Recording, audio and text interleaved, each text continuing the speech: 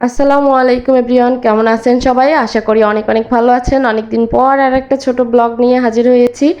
তো গরমে তো জানেন কি একটা অবস্থা, সবার অবস্থা খুব খারাপ। গ্রামে গিয়ে আমাদের অবস্থা আরও বেশি খারাপ হয়ে গেছিল।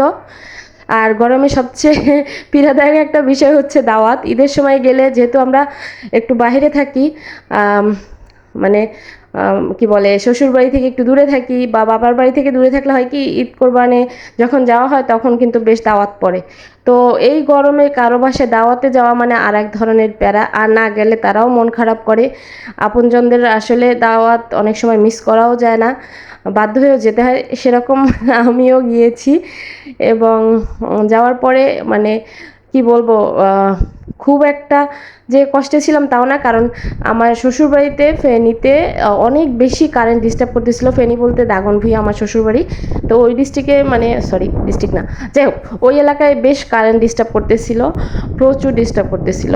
তো যেখানে দাওয়াত পেলাম সেটা খুব একটা ভালোই মনে হলো, কারণ এক হচ্ছে বাতাস, অনেক বেশি বাতাস ওখানে, আর হচ্ছে গরমের থেকে একটু হলেও মানে বেঁচে থাকা যায় ওখানে।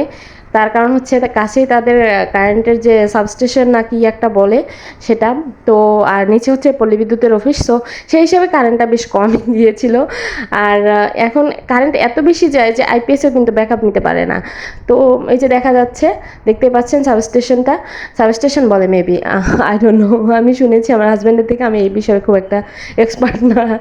তো যাই হোক, আমার খুবই ভালো লেগেছে। বিশেষ করে আশেপাশের পরিবেশটা অনেক বেশি সুন্দর ছিল, অনেক বেশি সবুজ ছিল। অনেক দিন পর এরকম একটা পরিবেশে মানে যেতে পেরেছি, মনে হয়েছে যেন কোথাও ঘুরতে গিয়েছি এরকম। আর এটা হচ্ছে আমার এক ফুফাতো ভাসুরের বাসায় আমার দাওয়াতটা ছিল আমাদের পরিবারের। তো না গিয়ে উপায় নাই। আর চিন্তা করলাম এই কড়া রোদ, কিন্তু এর এত সুন্দর পরিবেশ আপনাদের জন্য যদি একটু ভিডিও না করি তাহলে কেমন হয়। যাই হোক, এই হচ্ছে আমাদের খাওয়া দাওয়ার পর্ব। তো আমি রাতেরটা আসলে শ্যুট করেছি, দিনের বেলাটা আমার খেয়াল ছিল না। এখানে ওনাদের আয়োজন যা দেখতেছেন সব হচ্ছে ওনাদের নিজেদের পুকুরের, নিজেদের খামারের। এই হচ্ছে আমার ভাসুর, খুবই ভালো মানুষ, একদম আমার বড় ভাইয়ের মতো দেখে আমাকে।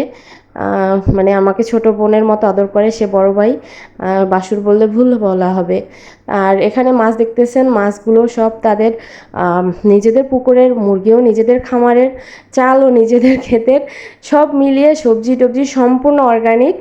আমার কাছে এই জন্য বেশি ভালো লাগে ওনাদের দাওয়াত পেলে। তো কেমন লাগলো ব্লগটা জানাবেন, ভালো থাকবেন সবাই। আর হ্যাঁ, পেজটা ফলো দিতে কিন্তু একদম ভুলবেন না। রেগুলার ইনশাল্লাহ ভিডিও পাবেন। আল্লাহ হাফেজ।